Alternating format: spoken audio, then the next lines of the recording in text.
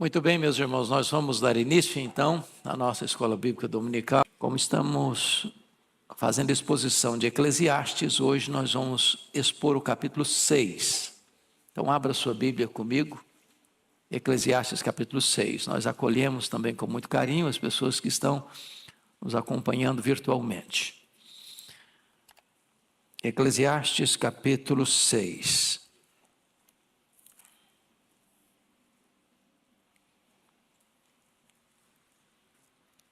Lido o texto, mantenha a sua Bíblia aberta, por favor, nesta passagem comigo.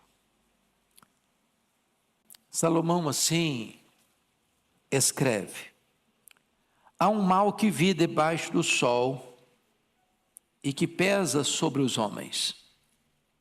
O homem a quem Deus conferiu riquezas, bens e honra, e nada lhe falta de tudo quanto a sua alma deseja. Mas Deus não lhe concede que disso coma, antes o estranho o come. Também isto é vaidade e grave aflição.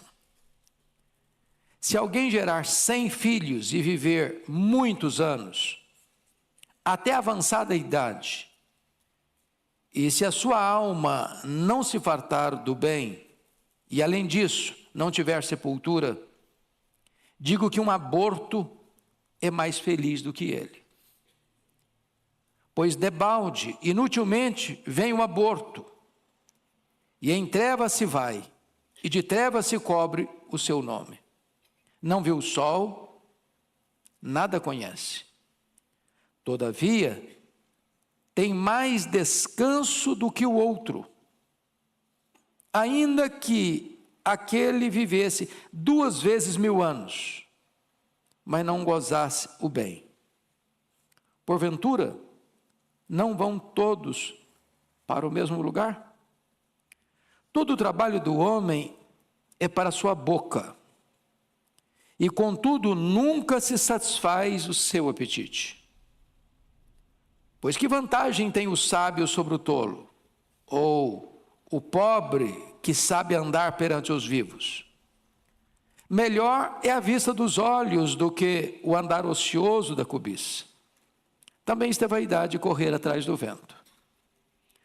A tudo quanto há de vir já se lhe deu o nome, e sabe-se o que é o homem, e que não pode contender com quem é mais forte do que ele. É certo que há muitas coisas que só aumentam a vaidade, mas que aproveita isso ao homem? Pois quem sabe o que é bom para o homem durante os poucos dias da sua vida de vaidade, os quais gasta como sombra? Quem pode declarar ao homem o que será depois dele debaixo do sol? Bom, eu acho que pela própria leitura vocês já perceberam que este é um dos capítulos mais sombrios da Bíblia. Talvez um dos mais difíceis também de interpretar. O tema que eu vou dar para esse texto é as decepções da vida.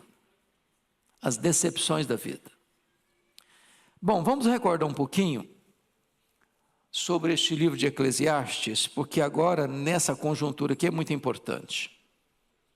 Esse livro foi escrito por Salomão. Salomão tem 3 livros escritos na Bíblia: Provérbios, Eclesiastes e Cântico dos Cânticos. Os estudiosos dizem, e eu acho que com razão, que Cântico dos Cânticos foi escrito na juventude dele. Provérbios na sua fase adulta e Eclesiastes na sua velhice. Salomão, filho de Davi, com Batseba, tornou-se o herdeiro do trono. Lembram vocês que Davi construiu um grande reino, ampliou os limites de Israel, conquistou e venceu os históricos inimigos de Israel. De fora para dentro, ninguém conseguiu superar Davi. Ele foi um guerreiro vitorioso. Mas foi um homem que não soube lidar com os problemas internos, com os problemas da própria vida e da própria família. Se ele foi um grande vitorioso para fora, ele foi um grande derrotado para dentro. Tropeçou nas suas próprias pernas. Enfrentou as suas maiores e as mais amargas derrotas dentro de casa. Salomão, filho de uma relação complexa, porque a mãe de Salomão era mulher do sacerdote, do soldado Urias, e Davi casou-se com ela para esconder um pecado. Mas Deus, que é tão misericordioso e perdoador, resolve escolher o filho de Davi com Batseba para ser o seu herdeiro, o seu sucessor. E Salomão é esse homem que começa bem e termina mal. Porque vocês se lembram que quando ele assume o trono, ele pede para Deus sabedoria. Ele podia pedir o que quisesse pedir. Deus franqueou para ele. E ele pede a Deus sabedoria. E junto com a sabedoria, Deus deu riqueza. Riqueza colossal. Colossal. Por providência divina, Salomão vive em paz nas fronteiras. Ele não teve que ser um guerreiro como seu pai. Ele não teve que pegar a espada como seu pai. Ele não teve que lidar com inimigos terríveis do lado de fora. Então o governo dele foi um governo de fausto, de luxo, de riqueza, de pompa, de glória, de esplendor. No começo ele foi tão bem. Sua sabedoria proverbial era conhecida em Israel e fora de Israel. Coube-lhe o privilégio de construir o templo de Jerusalém. Que o seu pai tinha o desejo de construir e Deus disse, não, você não vai construir uma casa para mim, eu vou construir uma casa para você. E com isso Deus estava dizendo, eu vou construir para você, não uma casa física, eu vou construir para você uma casa permanente, no sentido de que seu herdeiro ou os que procederão de ti hão de reinar sempre. E claro, falando de Jesus como filho de Davi, que herdaria um trono eterno. Mas então Salomão tem o privilégio de construir o templo. Magnífico, suntuoso, o grande palácio religioso que fez de Jerusalém a sede religiosa do mundo. Mas com o tempo Salomão se perdeu. E se perdeu novamente dentro, não fora. Porque em virtude das suas muitas alianças políticas, essas alianças implicavam em casamentos, em muitos casamentos. E Salomão teve, diz a Bíblia, 700 princesas. 300 concubinas, o harém dele era extremamente povoado. E eu imagino que Salomão deve ter tido alguns problemas com tantos relacionamentos. Se nós vivemos uma realidade de monogamia e já temos algumas lutas, imagine um camarada casado com 700 mulheres e de sobra ainda tem 300 concubinas. Obviamente essas mulheres vindo de outras nações, tinham outros deuses, outras crenças. E Salomão acaba sucumbindo a esse sincretismo religioso. Construindo templos aos deuses pagãos. Entrando numa rota de apostasia e pisando no acelerador, assodadamente afastando-se dos preceitos de Deus. É nesse tempo de crise que Salomão, então, registra suas crises. E Eclesiastes é um livro testemunhal. Eclesiastes é um livro que está sendo escrito pelas lentes do retrovisor. Ele está olhando as crises que viveu, os dramas que viveu, as percepções que teve e narrando-as. Mas louvado seja Deus, ele começa bem, ele cai num abismo, mas por bondade de Deus ele encerra bem. Porque poderíamos dizer que capítulo 12, versículo de número 13, é a síntese da conclusão dele, das buscas frustradas, do desejo de ser feliz em tantas coisas e não conseguir.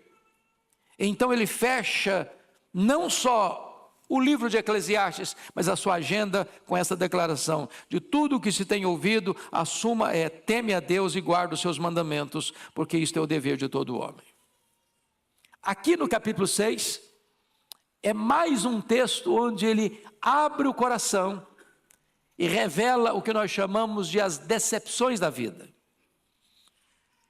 E eu gostaria de perceber com vocês e observar com vocês que ele ainda está na mesma sequência de assuntos que já tratou. Que assunto que ele já tratou? E ele volta a carregar as tintas para mostrar mais uma vez esse problema. É o problema da riqueza, da insatisfação da riqueza. Então vamos dar uma recapitulada no que eu já disse. Abra aí no capítulo 2, versículos 18 a 23. 2, 18 a 23. Você pode ler comigo esses versos para a gente recordar o que eu já disse, para entrar no que ele está dizendo agora? Vamos lá? Também aborreci todo o meu trabalho, com que me afadiguei debaixo do sol, visto que o seu ganho eu havia de deixar a quem viesse depois de mim. E quem pode dizer se será sábio ou estulto? Contudo, ele terá domínio sobre todo o ganho das minhas fadigas e sabedoria debaixo do sol. Também isto é vaidade. Então me empenhei, porque o coração se desesperasse de todo o trabalho com que me afadigara debaixo do sol. Porque há homem cujo trabalho é feito com sabedoria, ciência e destreza. Contudo, deixará o seu ganho como porção a quem por ele não se esforçou. Também isto é vaidade e grande mal. Pois que tem o homem de todo o seu trabalho e da fadiga do seu coração, em que ele anda trabalhando debaixo do sol, porque todos os seus dias são dores e o seu trabalho desgosto. Até de noite não descansa o seu coração. Também isso é vaidade. Está dizendo para o camarada que trabalhou, juntou muito dinheiro, juntou uma grande fortuna, deixou uma grande herança. Quem não ralou que vai desfrutar, e ele nem sabe se o herdeiro dele vai ter sabedoria para administrar toda a riqueza que herdou. Como de fato não teve. O filho dele foi uma tragédia, o Roboão. Outro texto que trata do assunto, ao capítulo 5, a partir do verso 10. Vamos dar uma olhadinha. Verso 10 a 13. Leia comigo. 5, 10 a 13. Quem ama o dinheiro, jamais dele se farta.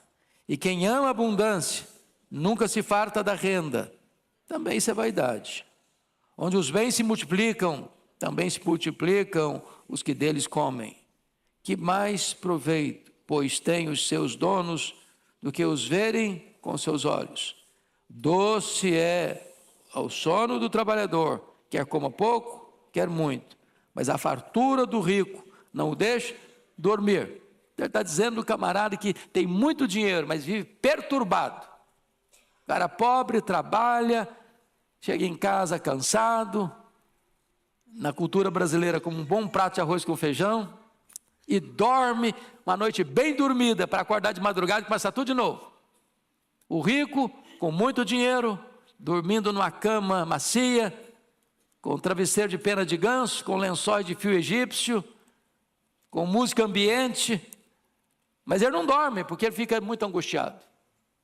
Seus negócios são muito grandes, ou ele ganha muito, ou ele perde muito, e ele vive nesse estresse a vida inteira. Agora, vamos dar uma olhadinha no que ele está dizendo nos versos 1 e 2, capítulo 6, 1 e 2. Vamos começar aqui para entender o que ele está falando. Vamos lá? Há um mal que vi debaixo do sol, que pesa sobre os homens. O homem a quem Deus conferiu riquezas, bens e honra, e nada lhe falta de tudo quanto a sua alma deseja. mas Deus não lhe concede que disso coma. Antes o estranho o come. Também isso é vaidade e grave aflição. Qual o problema que ele está levantando aqui? É o cidadão que tem muito dinheiro, muita riqueza, muitos bens, muita honra, mas o que acontece com ele? Ele não encontra nenhuma satisfação nessas coisas. Sabe qual é o grande problema do homem? Insatisfação. Tem tudo, tem nada. Chamaríamos isso de um rico pobre, miseravelmente pobre. O que Jesus disse para ele em Laodiceia: tu és rico, mas nem sabes que és miserável, pobre, cego e nu. Tem muito, mas nada satisfaz sua alma. Ele tem riqueza, ele tem bens, ele tem honra, é o cara. Todo mundo bate continência para ele. Para toda a sociedade, ele é o cara. Aplaudido aqui, condecorado lá, medalha de honra ao mérito ali, diplomas de realizações lá, mas nada daquilo preencheu o vazio do seu coração. Nada que tenhamos, meus irmãos, fica claro aqui para nós. Nós vamos examinar no texto agora. Nem riqueza, nem bens, nem honra, nem qualquer benefício legítimo como longevidade, grande prole, pode preencher o vazio do coração do homem. Às vezes a pessoa diz: não, se você tiver uma boa família, você vai ser um cara batuta. Aí o cara tem uma boa família e não é batuta coisa nenhuma. Se você viver 100 anos com saúde, com qualidade de vida, você vai ser muito feliz. E aí o cara vive 100 anos com qualidade de vida e ele não foi feliz coisa nenhuma. Se você tiver muitos filhos e filhos bons, você vai ser abençoadíssimo, sua vida vai ser plena. Aí o cara tem muitos filhos e tudo certinho e ele não encontrou satisfação. Sabe por quê? No capítulo 3, versículo 11, Salomão vai dizer que Deus pôs o que no coração do homem? A eternidade. A eternidade. E tudo aquilo que é terreno e temporal, transitório, não pode preencher o vazio do coração do homem. Então vamos à exposição do texto. A primeira coisa é a decepção da riqueza sem satisfação. É o que ele vai mostrar aí nos capítulos 1, nos versículos 1 a 6. Então, ele que já havia definido toda a trajetória da vida do homem, debaixo do sol, com vaidade das vaidades, agora ele vai mostrar uma decepção testemunhada no verso 1. Olha comigo: há um mal que vi. Preste atenção aqui. Ele não está filosofando. Ele não está argumentando. Ele não está aqui conceitualmente definindo alguma coisa. Ele se apresenta como uma testemunha ocular. Ele viu, ele constatou. Não é que alguém lhe contou. Não é que ele leu em algum lugar. Não é que saiu um artigo numa revista especializada do assunto. Não, ele viu. Ele testemunhou. E o que ele viu? Há um mal que vi debaixo do sol e que pesa sobre os homens. E agora ele não diz que tipo de homem. Os homens. Generalizou todos os homens. E que mal é esse? Preste atenção. É Deus conceder riquezas, bens, honra. Quem concede isso? Segundo ele, Deus. E agora preste atenção. O próprio Deus, que concedeu bens, riquezas e honra, não concede a essa pessoa o desfrute dessas coisas.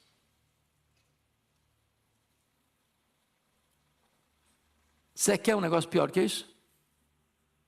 O cara tem tudo e não tem nada. E quem que não deixou não ter nada? Deus. Por que Deus não deixou que ele não tenha nada, desfrutasse nada? Porque essa pessoa teve o dinheiro como seu Deus, o ídolo da sua vida. Então, quando o cara faz da riqueza, dos bens, da fama, da honra, do aplauso dos homens, do reconhecimento popular, a razão da sua vida, Deus dá a ele condições de ter dinheiro, ter muitos bens, ter muitas riquezas, ser o cara aplaudido da sociedade, o nome dele sai nas manchetes dos jornais, todo dia elogiando. E o próprio Deus está dizendo assim: tá bom, estou te dando isso aí, é o que você quer? Pode pegar. Mas tudo isso aí ainda não vai trazer sentido para a sua vida. Você vai ter uma insatisfação crônica, você vai ter um vazio maior na alma, você vai ter um buraco existencial no seu coração, e nada disso vai preencher o vazio da sua alma. Ele está dizendo que isso aí é o quê? Vi debaixo do sol o que pesa sobre os homens. É um peso, é um fardo, é um rolo compressor. Quando você vai estudar a biografia dos homens, pega a revista Forbes, a lista dos bilionários. Dá uma examinadazinha na história deles. Conheça um pouquinho mais.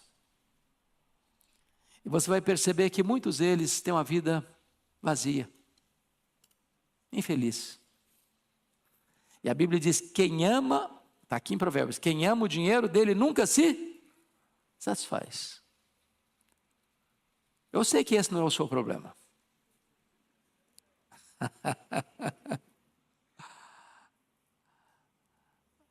Você agradece a Deus o que Deus já lhe deu? Na linguagem do apóstolo Paulo, tendo o que comer, o que beber e o que vestir, com isso estejamos contentes. Porque a piedade com contentamento é o quê? Grande fonte de lucro. Mas o amor do dinheiro é a raiz de todos os males. E muitos nessa cobiça se atormentaram, se flagelaram com muitos tormentos. Se desviar da fé. Foi por isso que o Senhor Jesus Cristo afirmou que só tem dois senhores. E ele não disse que é Jesus e o diabo. Não é Jesus e César. Não é Jesus e o líder de uma nação. É Jesus e as riquezas. A riqueza é um senhor. É um feitor de escravos. Que requer adoração exclusiva. Devoção total. E quem se curvar diante de Mamon não consegue se curvar diante de Deus. Aí a pessoa tem a riqueza, ela tem os bens, ela tem a honra, ela é reconhecida pela sociedade. Mas Deus está dizendo: eu não vou deixar você desfrutar. Tudo isso aí que você tem não vai satisfazer você. Isso é uma coisa pesada para os homens.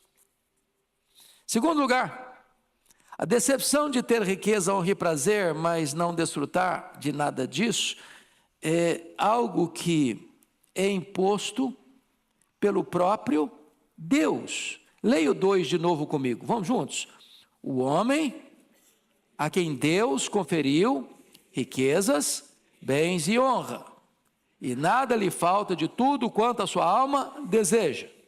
Mas Deus não lhe concede que disso coma, antes o estranho o come, também isso é vaidade e grave aflição. Entendamos uma coisa aqui, na teologia nós chamamos de graça comum e graça especial.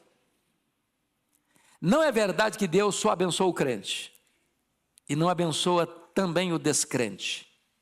O que Jesus disse? Que a chuva e o sol vêm sobre quem? Os justos e os injustos.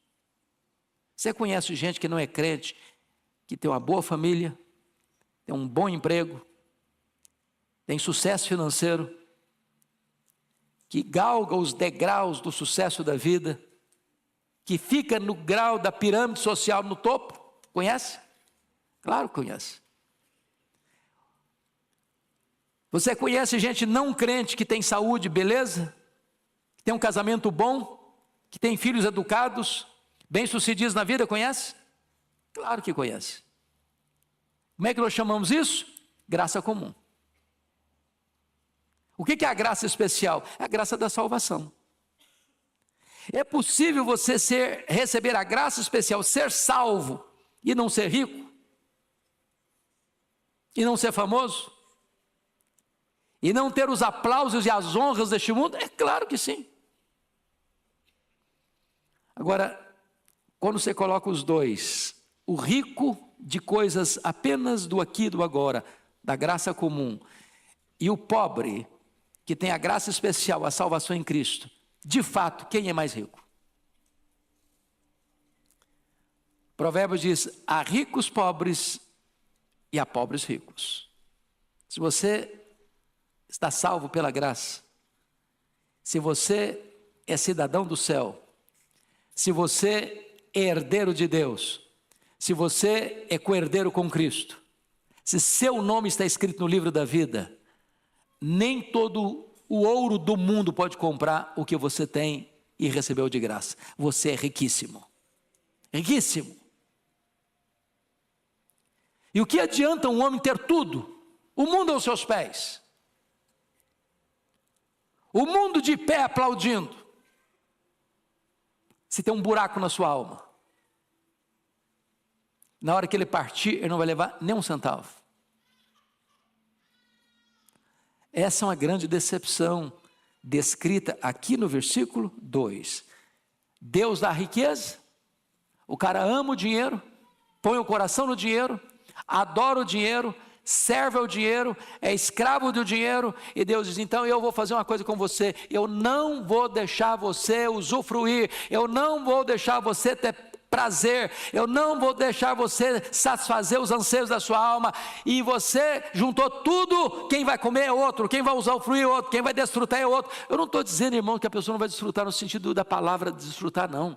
O cara que é rico, ele vai fazer a viagem mais bonita, vai para o restaurante mais caro, ele vai para os hotéis mais requintados, ele vai rodar o mundo com seu jatinho particular, ele está desfrutando, mas aquilo não fez o quê? Preencheu o vazio do seu coração. Porque só Jesus preenche esse vazio. Só Deus satisfaz.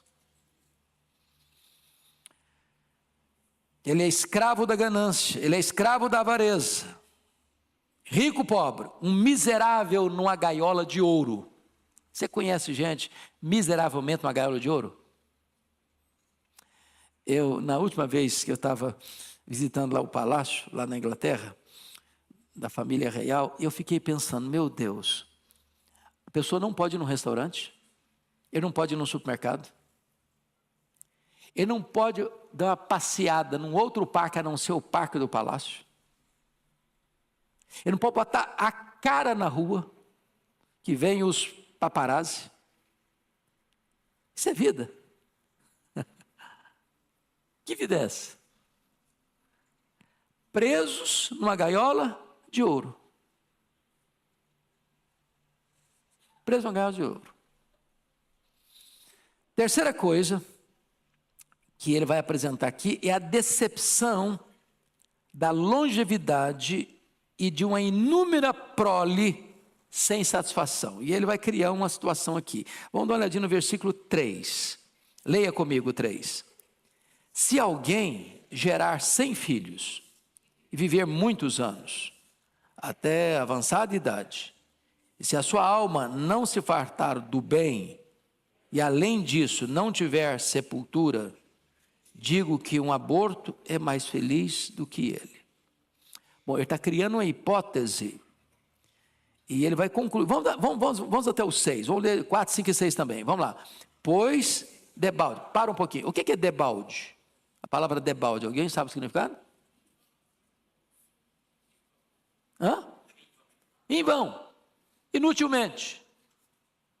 Pois em vão, inutilmente, vem o aborto, e em trevas se vai, e de trevas se cobre o seu nome, não viu o sol, nada conhece, todavia tem mais descanso do que o outro. Vamos ler os 6 juntos. Ainda que aquele vivesse 2 vezes 1000 anos, mas não gozasse o bem, porventura não vão todos para o mesmo lugar? Que ele está criando aqui uma hipótese, né? Ele está criando aqui uma situação irreal, de alguém que tenha o privilégio de viver 2000 anos. Alguém já viveu 2000 anos? Quem viveu mais tempo foi Matusalém, não chegou a 1000 anos. Então ele está criando aqui uma hipótese exagerada, ainda que alguém vivesse 2000 anos, ou seja, ganhou de todo mundo na longevidade. O campeonato da longevidade foi medalha de ouro, nas Olimpíadas da longevidade. Quantos filhos ele teve? 100. Conhece alguém que teve 100 filhos? Bom, ainda assim, se ele não desfrutou o bem, e o que é bem aqui? É o propósito da vida, é o sentido da vida. Deus criou você e eu para o louvor da sua glória. O fim principal do homem é glorificar a Deus e gozá-lo para sempre. Se ele não usufruiu isso, ele está dizendo, um aborto que não chegou a nascer, que não viu a luz do sol, que saiu do ventre para a sepultura, é mais feliz do que ele. É desesperador, não? Desesperador. Salomão aqui está carregando as tintas aqui para mostrar a decepção da vida. O que a sociedade diz hoje? Que o segredo da felicidade é ter uma vida longa. E é bom ter uma vida longa, não é não? Se alguém não quiser passar pela velhice, o segredo é morrer cedo. Agora, a velhice, como diz o Dr. Billy Graham, não é para os fracos. Essa frase do último livro que o Billy Graham escreveu, já na fase final da vida, para mim valeu o livro. A velhice não é para os fracos. Às vezes nós queremos dourar a pílula, não é verdade? A melhor fase. Eita Jesus, será que é mesmo? Engana que eu gosto, né? Me engana que eu gosto. Poderia ser a fase de ouro, tudo bem, a fase de ouro ainda vai lá, ainda passa. Mas é uma fase que tem coisas boas e tem coisas difíceis. O que é difícil? As forças vão acabando. Aquela beleza que a gente olhava no espelho e queria olhar um pouco mais, agora você olha já se sai correndo. Será que sou eu mesmo? Não é possível, meu Deus. Onde foi minha beleza? Quem me roubou essa beleza?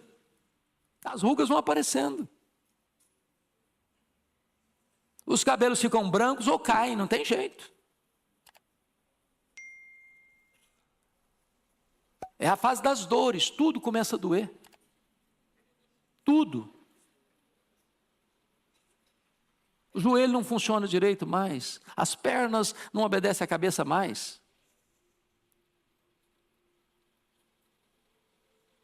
Agora, o que está dizendo é o seguinte, ainda que o cara envelheça, e ele vai ganhando mais tempo, e vai envelhecendo, e ele completou 100 anos, 200 anos, 300 anos, 500 anos, 1000 anos, 1500 anos, 2000 anos, aí é o prodígio dos prodígios. Ainda que a prole do camarada seja tão numerosa que ele teve 100 filhos, campeão. Mas com tanta coisa boa, longevidade e numerosa prole, se ele não desfrutou o bem, se ele não andou com Deus, se ele não conhecia Deus, se ele não desfrutou de comunhão e intimidade com Deus, a vida dele é tão infeliz que ele é pior do que um aborto. Você já pensou se um bebê que está sendo gerado no ventre da mãe pudesse falar, não, mas eu não quero morrer agora. Ué, nem nasci ainda. Deixa eu ver a luz do dia. Deixa eu curtir um pouco. Ele não teve o principal dos privilégios, que é o quê? Nascer. Porque dizem os entendidos aí que há duas coisas fundamentais na vida de um ser humano, ou 2 dias fundamentais na vida do ser humano. O primeiro é o dia que ele nasce, o segundo é o dia que ele entende por que nasceu. Por que você nasceu? Por que você está aqui? Aquela famosa pergunta filosófica: de onde eu vim? Por que eu estou aqui? Para onde eu vou? Qual a propósito da minha vida? Já parou para perguntar isso?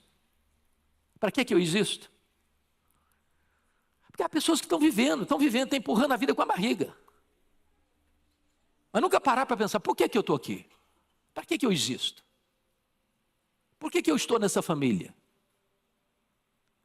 Para que eu estou morando em São Paulo? Para que eu frequento a igreja de Pinheiros? Para que eu estou na família que eu estou? Por que eu estou no trabalho que eu estou? Qual o propósito de Deus para a minha vida? O que Deus quer de mim? Para que eu estou aqui nessa conjuntura? E entender isso é fundamental. E esse autor está dizendo o seguinte, Salomão está dizendo o seguinte: se você, tendo as maiores bênçãos e as mais cobiçadas bênçãos, longevidade e prole numerosa, se você não entendeu isso, você é uma pessoa totalmente frustrada. Frustrada. O que ele está falando? Longevidade e prole são bênçãos da graça comum. Você conhece cara que não é crente, que morre com 100 anos? A nossa realidade aqui já é um prodígio, né? Você conhece cara que não é crente, tem uma família numerosa, e baixa a sepultura sem nunca ter a dor de ver um filho morrer? Não é uma coisa maravilhosa? Mas sem Jesus, até isso não satisfaz o coração. Quando eu vou para a Bíblia, eu encontro algumas pessoas, por exemplo, em relação a prole. O Roboão, filho do Salomão, a Bíblia não diz quantos filhos teve aqui, mas o Roboão, filho dele, de Salomão, sabe quantas mulheres ele teve? 18. O pai teve 1000. Teve 18. Teve 60 concubinas. Então, era um cara meio perturbado também, não é não? Vocês estão falando de 78 mulheres. Sabe quantos filhos ele teve? 88 filhos. Bom, se for olhar do ponto de vista humano, esse cara aí é o cara, né? Foi uma tragédia. Ele foi uma tragédia. O reino de seu pai, tão suntuoso, foi rasgado. 10 das 12 tribos saíram do comando dele. Você pega a história de um Gideão. Quem está lembrado aqui do o juiz Gideão? Levanta a mão se você ouviu falar em Gideão. Todo mundo aqui, não já? Todo mundo. Sabe quantos filhos Gideão teve? 70. 70 filhos. Eu tenho certeza que eu não lembrava o nome de todos. Certeza. Eu ia chamar o José e queria chamar o Antônio. Ô José, ô Antônio, talvez o 50º era o filho que eu queria chamar. Sabe o que aconteceu com ele? Ele teve um filho fora do casamento. Sabe como é chamar esse filho? Abimeleque. Sabe o que aconteceu com esse filho fora do casamento? Seduziu o povo para dizer o seguinte: não escolha um dos filhos como rei, não, como líder, não, porque tem muitos lá, a competição vai ser grande. Eu sou o único. Então, me indiquem como líder que vai ser melhor para vocês. Indicaram-no. Sabe o que aconteceu? Começo do governo dele, ele matou os 70 irmãos num dia só. Ele matou os 70 irmãos num dia só. Você já imaginou o que é isso? O fato de alguém ter longevidade, o fato de alguém ter prole, o fato de alguém ter riqueza, o fato de alguém ter bens, o fato de alguém ter honra, em si mesmo, não faz o quê? Preenche o vazio da alma.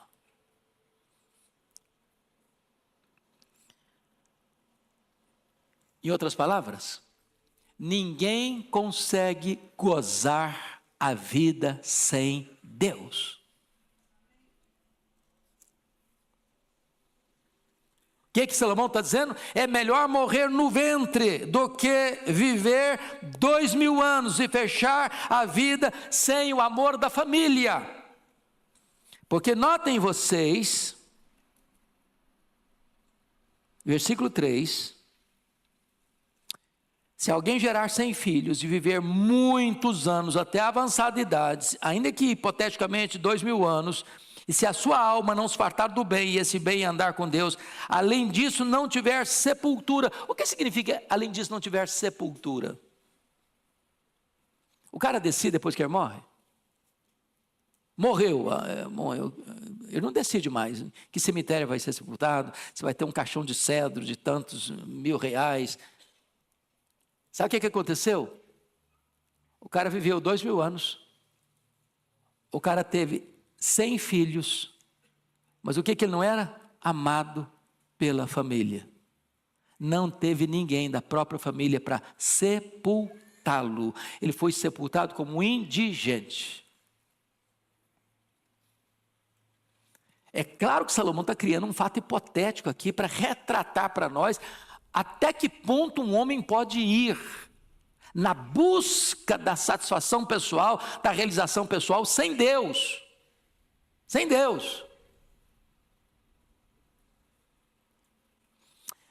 Vamos ao outro ponto do texto. A decepção do trabalho sem contentamento. O trabalho é uma bênção, gente? Quem acredita que o trabalho é uma bênção aqui? Todo mundo, né?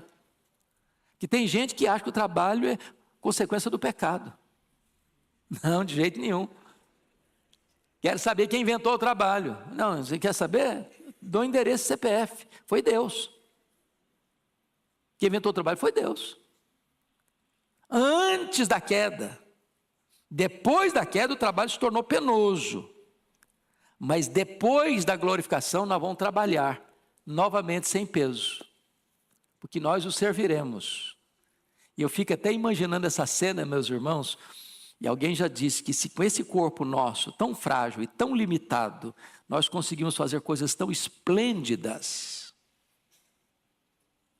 Imagine você com um corpo glorificado, imortal, incorruptível, glorioso, poderoso, espiritual, celestial, semelhante ao corpo da glória do Senhor Jesus. Nós o serviremos sem cansaço, sem fadiga, sem estresse, sem limitações, para sempre. Eu pergunto a você, as pessoas trabalham só porque precisam sobreviver? Você pega um cara hoje multibilionário, você falasse assim, a partir de hoje eu só vou ficar deitado na minha cama, porque o que eu já ganhei vai dar para eu viver 100 anos sem precisar trabalhar. Claro, conseguiria. Por que ele trabalha? Porque o trabalho dignifica o ser humano. O trabalho faz parte da própria vida humana. A ociosidade é uma tragédia. É por isso que os estudiosos dizem que o camarada que se aposenta e veste um pijama, ele morre logo em seguida.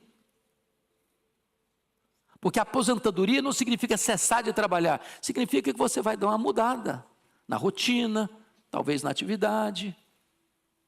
Mas você precisa continuar funcionando. Você e eu precisamos ser como uma vela. Sabe qual é a característica da vela? A vela brilha com a mesma intensidade até acabar.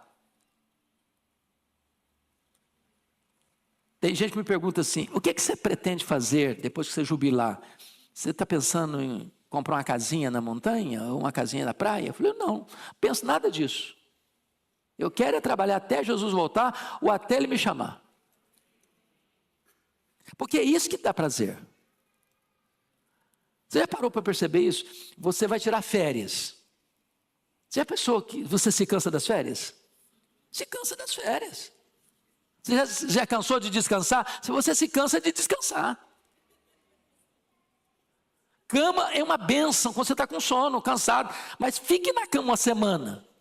Você vai ficar na cama uma semana. Vou trazer café da manhã, vou trazer almoço, vou trazer jantar, vou trazer suquinho gelado. Daqui uma semana você não aguenta mais. Você está louco. Então, vamos ver o trabalho agora, o que ele vai dizer para nós. Versículos 7 a 9. Leia comigo. 6, 7 a 9. Juntos, vamos lá.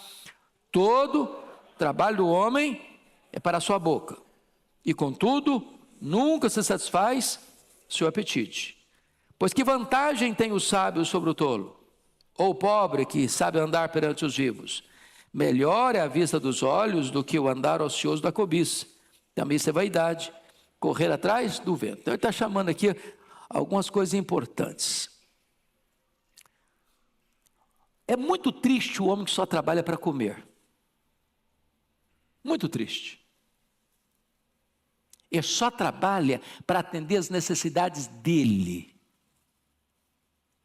Jesus disse lá em João 4, a minha comida consiste em fazer a vontade daquele que me enviou. Ou seja, tem algo mais importante do que se você comer um bom prato quando você está com fome. É fazer a vontade de Deus. Isso satisfaz você mais do que o alimento. O que Paulo disse em 1 Coríntios 10, 31? Portanto, quer comais, quer bebais, quer façais qualquer outra coisa, fazei tudo para a glória de Deus. Então vamos ver o que ele está mencionando aqui no versículo 7. Primeiro, o apetite insaciável. Todo o trabalho do homem é para a sua boca. Contudo, nunca se satisfaz o seu apetite. É come. E ele vai ter vontade de comer de novo. E ele nunca está o quê? Satisfeito. Quando Jesus diz assim, eu sou o pão da vida. Quem de mim se alimenta nunca mais terá fome. De que pão ele está falando? Do pão físico? Material? Não. Ele está falando de uma satisfação que o pão da terra não pode dar. Ele está falando de uma satisfação interior que só Deus pode satisfazer. Meus irmãos, se nós pudéssemos hoje aqui escolher, selecionar as 10 coisas mais prazerosas da vida, do ponto de vista humano e terreno. Lembra aqueles livros lá, 100 lugares que você precisa conhecer antes de morrer? 100 isso que você precisa fazer antes de morrer? Hipoteticamente, imagine que você fizesse todas 100. Preencheria o vazio? Imagine que nós fôssemos selecionar aqui os 10 ou os 100 hotéis mais chiques do mundo, e você fosse a cada um deles. Ou que você tivesse uma seleção dos 100 melhores restaurantes do mundo, e você fosse em cada um deles. Ao final, você estaria com o peito preenchido, com o vazio preenchido? Agora sim, agora estou feliz. Não estaria não. Porque o cara que só busca satisfação nas coisas materiais, seja o dinheiro, seja o sexo, seja a fama, seja a honra, seja os aplausos do mundo, seja as medalhas de condecoração, seja isso, seja aquilo, ele vai ter tudo isso. E Deus está dizendo, eu não vou deixar você ter prazer em nada disso. Nada disso vai preencher o vazio do seu coração.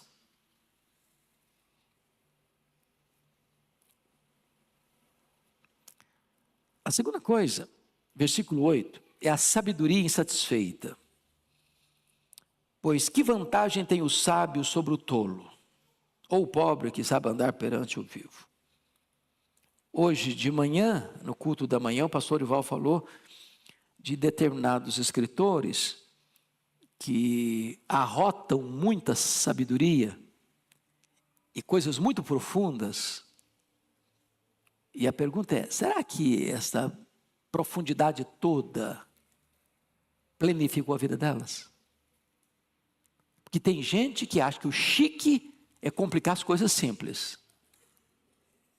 Você lê o cara, estou entendendo nada.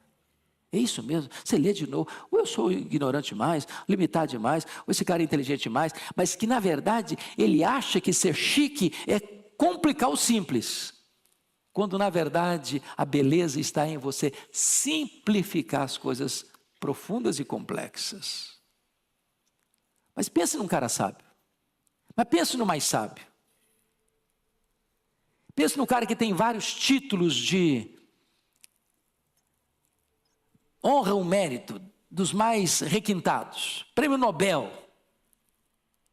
Pergunta para ele, isso deu o significado da sua vida? Lá no fundo preencheu o vazio do seu coração? E a resposta honesta é um sonoro não, não, não. Tudo que jogou para dentro, todas as taças dos prazeres que ele jogou para dentro, só aumentou ainda mais o vazio da sua vida. O mais sábio tem desejos insatisfeitos que só Deus pode satisfazer.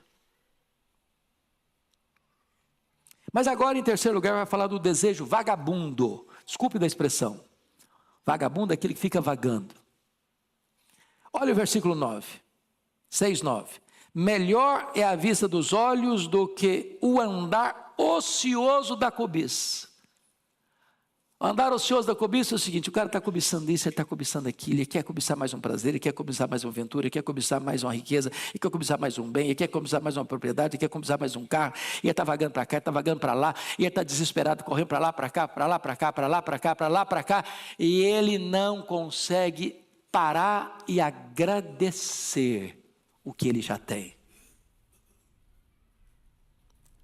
Sabe qual é o risco disso? Chama-se insatisfação.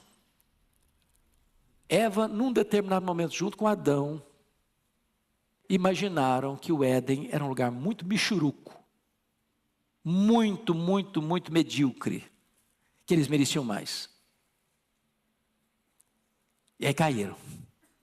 E arrebentaram com a gente também.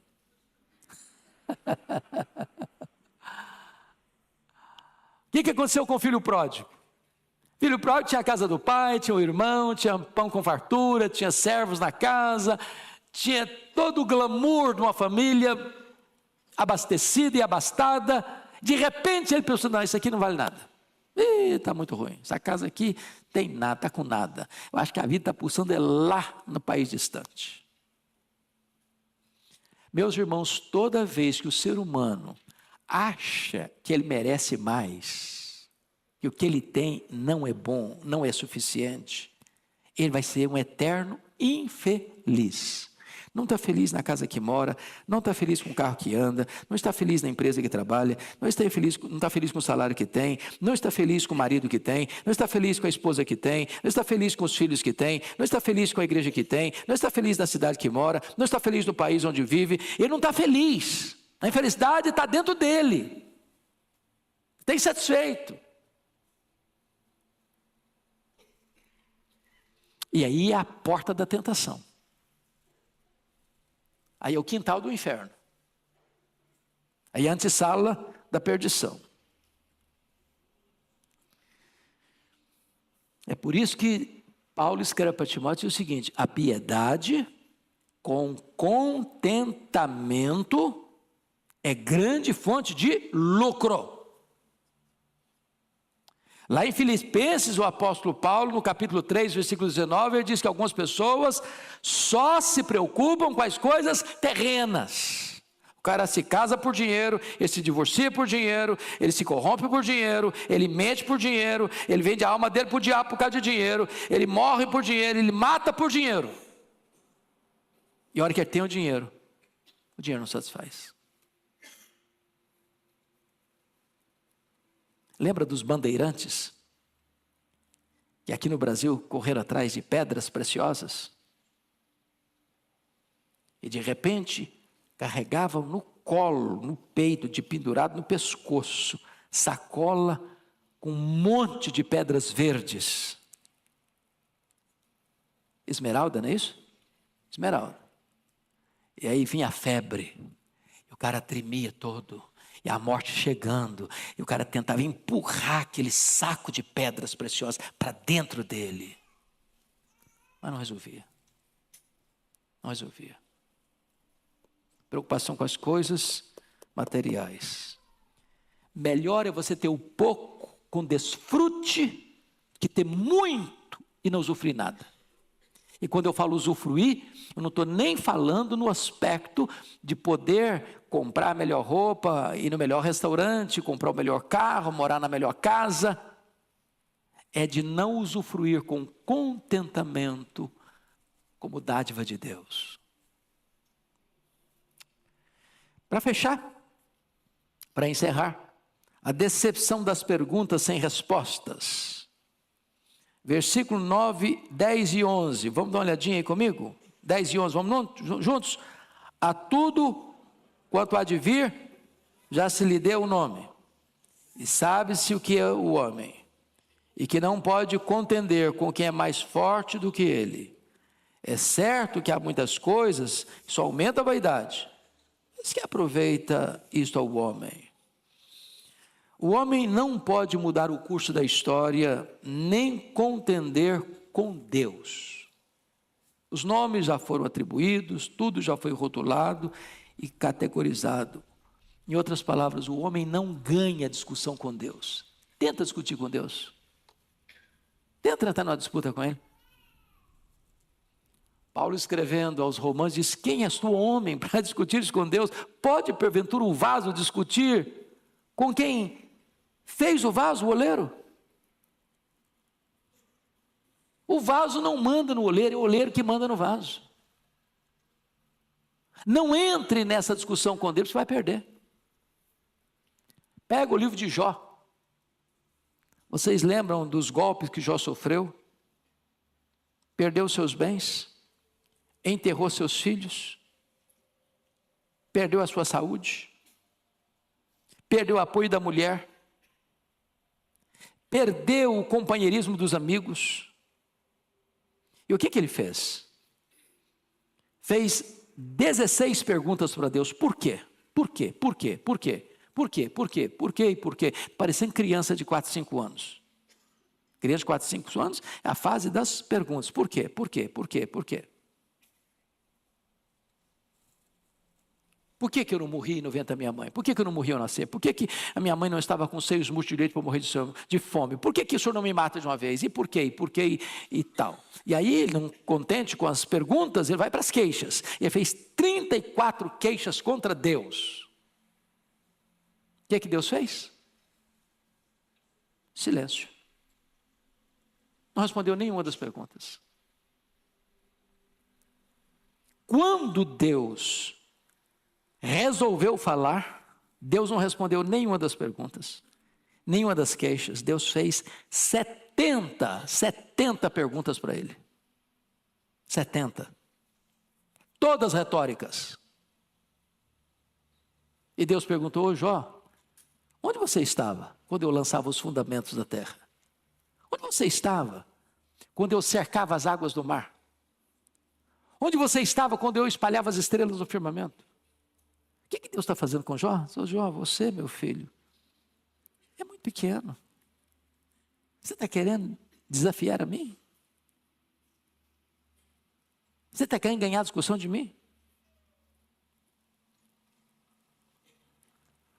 Você precisa compreender quão grande eu sou.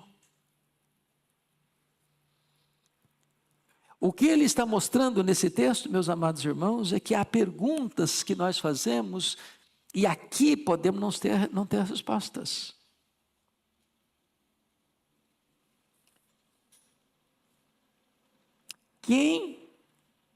Há muitas coisas, a tudo quanto há de vir, já se lhe deu o nome, sabe-se o que é o homem, e que não pode contender com quem é mais forte do que ele. Quem é mais forte que o homem? Deus. Contenda com Deus não. Você não é mais sábio que ele. Você não é mais bom do que ele.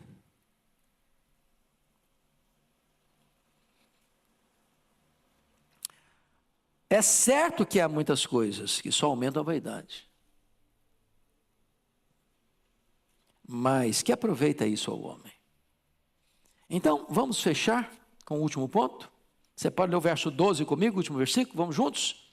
Pois, quem sabe o que é bom para o homem durante os poucos dias da sua vida de vaidade, os quais gasta como sombra. Quem pode declarar ao homem o que será depois dele, debaixo do sol? O homem não tem resposta para os dilemas da vida e da morte, porque as grandes perguntas aqui têm a ver com a vida e têm a ver com a morte. Você já parou para perguntar por que fulano vive apenas alguns meses no ventre da mãe e vira um aborto? Notinha de rodapé. Deus não trata o ser humano que está sendo gerado como uma coisa, como uma massa, mas como um ser humano. É por isso que a igreja é categórica em reprovar o aborto. É um ser. A vida começa na concepção. Por que algumas pessoas nem nascem? Por que outras morrem ao nascer? Por que outras vivem apenas a infância e morrem? Por que as outras no vigor da juventude morrem? Por que outras vivem uma vida longeva? E ainda pior, por que pessoas piedosas morrem cedo? Por que gente má, perversa, tem vida longa? Eu estava vendo um filme sobre a Segunda Guerra. Um dos principais criminosos da Segunda Guerra morreu de velhice. Levou milhares de pessoas à morte. E aí você vê um missionário piedoso, como David Brainerd, morrer com 29 anos. Você sabe explicar isso? Você sabe por quê? Eu tenho perguntas, mas nem sempre tenho as respostas. E eu preciso o quê? Me calar. Porque eu não posso discutir com quem é mais forte do que eu. O barro não pode perguntar para o oleiro, por quê? Submete-se. Cale-se. O silêncio tem hora que é mais sábio do que os discursos. Mas, se eu não consigo explicar a brevidade da vida e a inevitabilidade da morte, ele está dizendo que a vida aqui debaixo do sol, ela não vai ter explicação nem satisfação, a não ser que você olhe a vida acima do sol, na perspectiva de Deus. Então, como é que é viver aqui acima do sol? Tito diz que nós devemos viver de forma sensata, justa e piedosamente. Sensata em relação a você mesmo, uma forma justa em relação ao próximo, piedosamente em relação a Deus. Você precisa viver uma vida plena com você mesmo, com o seu irmão e com Deus. O que é viver acima do sol? Para mim, o viver é Cristo e o morrer é lucro. O que é morrer para um crente? Na perspectiva acima do sol. Morrer é deixar o corpo e habitar com o Senhor. Morrer é partir para estar com Cristo, que é incomparavelmente melhor. Morrer é uma bem-aventurança. Bem-aventurado daqueles que desde agora morrem no Senhor, para que descansem das suas fadigas e as suas obras os acompanham. O que é a eternidade para um cristão? Que é o céu para um cristão? O céu para nós é a casa do Pai, é o paraíso, é a nova Jerusalém, é o seio de Abraão, é um lugar e um estado de bem-aventurança, onde Deus vai enxugar dos nossos olhos toda lágrima, onde não vai ter mais dor, nem pranto, nem luto, porque as primeiras coisas já terão passado. Essa é a vida vista não debaixo do sol, mas acima do sol, onde Cristo vive, de onde vai voltar para buscar a sua igreja. Que Deus nos abençoe. Vamos ficar em pé e vamos orar.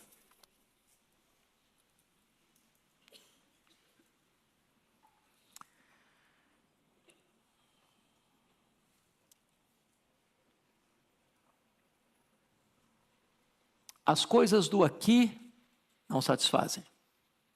As melhores coisas não satisfazem. Sem Deus, nada satisfaz. Mas você não precisa viver uma vida de eterna insatisfação e permanente decepção. Se você correr para Jesus, Ele tem para você vida e vida em abundância. Bendito Senhor, louvado seja o teu nome, pela tua palavra, que nos mostra o caminho do homem que busca satisfação naquilo que não pode preencher o vazio da sua alma. Ao mesmo tempo, esta palavra revela-nos que tu tens para nós vida plena, maiúscula, superlativa, abundante, eterna. E que só na tua presença há plenitude e alegria, e só na tua presença e à tua destra há delícias perpetuamente. Se porventura alguém aqui entrou, ou alguém está nos acompanhando, cuja vida ainda está vazia, está correndo para lá e para cá em busca de satisfação, que nesta manhã este coração se renda a Jesus e encontre nele a própria vida eterna. Assim oramos em nome de Jesus. Amém.